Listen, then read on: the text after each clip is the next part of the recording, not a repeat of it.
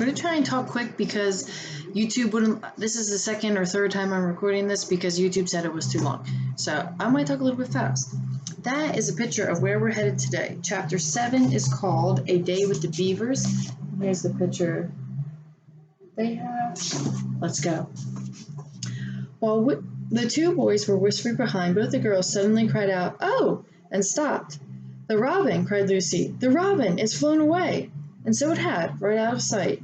"And now what are we to do?" said Edmund, giving Peter a look, as if to say, "What did I tell you?" "Shh, look," said Susan. "What?" said Peter. "There's something moving in the trees over there to the left." They all stared as hard as they could, but no one felt very comfortable. "There it goes again," said Susan presently. "I saw it that time too," said Peter. "It's still there. It's just gone behind that big tree." "What is it?" asked Lucy, trying very hard not to sound nervous. "Whatever it is," said Peter, "it's dodging us. It's something that doesn't want to be seen." "Let's go home," said Susan. And then, though nobody said it out loud, everyone suddenly realized the same fact that Edmund had whispered to Peter at the end of the last chapter. They were lost. "What's it like?" said Lucy. It's kind of animal," said Susan.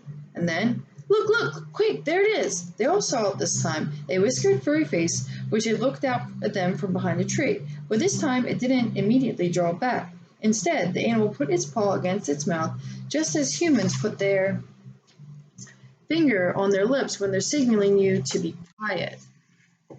Then it disappeared again. The children all stood holding their breath.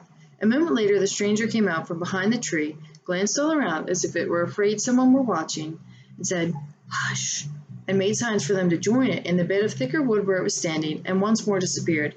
"I know what it is," said Peter. "It's a beaver. I saw the tail." "It wants us to go with us," said Susan, "and it's warning us not to make noise." "I know," said Peter. "The question is, are we to go with it or not? What do you think, Lou?" "I think it's a nice beaver," said Lucy. "Yes, but how do we know?" said Edmund. "Shan't we have to risk it?" said Susan.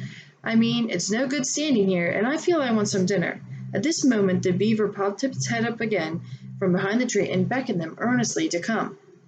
"Come on," said Peter. "Let's give it a try. All keep close together, and we ought to be a match for one beaver if it turns out to be an enemy." And so the children all got close together and walked up to the tree, and behind it, there, sure enough, they found the beaver. But it still drew back, saying to them in a hoarse, throaty whisper, "Further in, come further in, right here. We're not safe in the open." Only when it had led them to a dark spot where the four trees grew close together and no snow was able to fall through. Gosh, okay. Anyways, he's telling them, come close, come close. Anyways, he says, "Are you the sons of Adam and daughters of Eve?" it said. "We're some of them," said Peter. "Shh," said the beaver. "Not so loud, please. We're not safe, even here." "Why, who are you afraid of?" said Peter. "There's no one here but ourselves." "There are the trees," said the beaver. "They're always listening. Most of them are on our side, but there are trees that would betray us to her." "You know who I mean," he said. "If it comes to talking about sides," said Edmund, "how do we know you're a friend?" "Not meaning to be rude, Mr. Beaver," added Peter, "but you see, we are strangers." Quite right," said the beaver. "Here's my token." With these words he held up a little white object. They all looked at it in surprise, till suddenly Lucy said, "Of course, it's my handkerchief, the one I gave poor Mr. Jonas." "That's right," said the beaver. "Poor fellow, he got wind of his arrest before it actually happened, and handed this over to me. He said that if anything happened to him, I must meet you here and take you to—" Here the beaver's voice sank to silence, and gave one or two mysterious nods. Then signaling to the children to stand close around as close as they possibly could, so that their faces were actually tickled by its whiskers, he added in a slow whisper, "They say Aslan is on the move. Perhaps has already landed." And now a very curious thing happened. None of the children knew who Aslan was any more than you do, but at the moment the beaver had spoken these words, everyone felt quite different.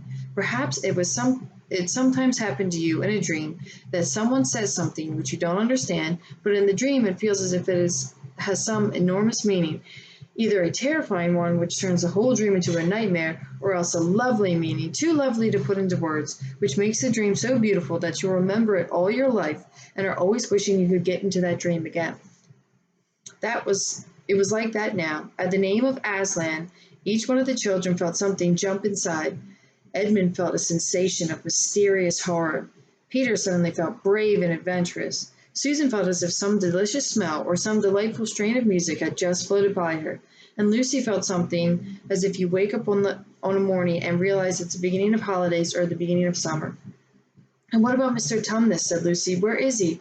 "Shh," said the beaver. "Not here. I must bring you to where we can have a real talk, and also dinner."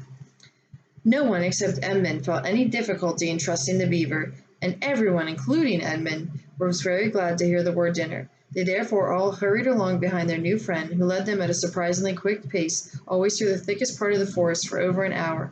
Everyone was feeling very tired and very hungry, when suddenly the trees began to get thinner in front of them, and the ground to fall steeply downhill. A minute later they came out from under and into an open sky. The sun was still shining, and they found themselves looking on a fine sight. I'm going to stop it here in case YouTube wants to cut me off, so we'll have to do this chapter in two parts. Stay tuned.